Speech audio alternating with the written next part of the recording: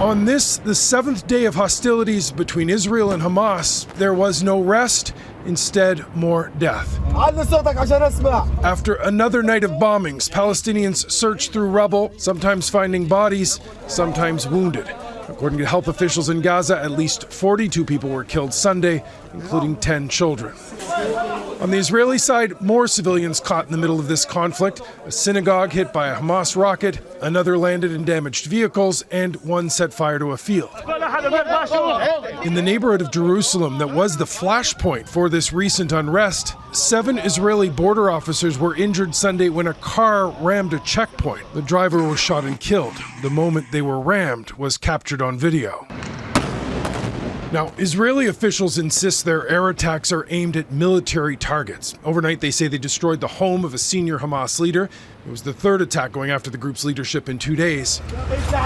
Israeli Defense Forces also say they were going after a tunnel system used by Hamas forces underground. The explosions and collapse took homes down at the same time. Civilian casualties, they say, were unintentional.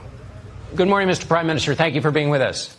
Good morning. Appearing on CBS Sunday Morning, Israel's prime minister said Hamas has fired close to 3,000 rockets at his country. Ending that threat will take as long as it takes. We're trying to degrade Hamas's terrorist abilities and to degrade their will to do this again. So it'll take some time. I hope it won't take long, but it's not immediate.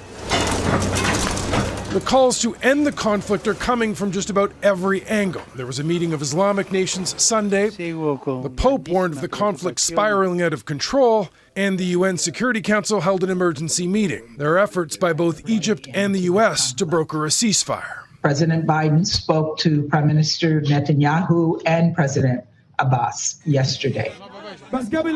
Neither side seems to be listening to those calls for calm.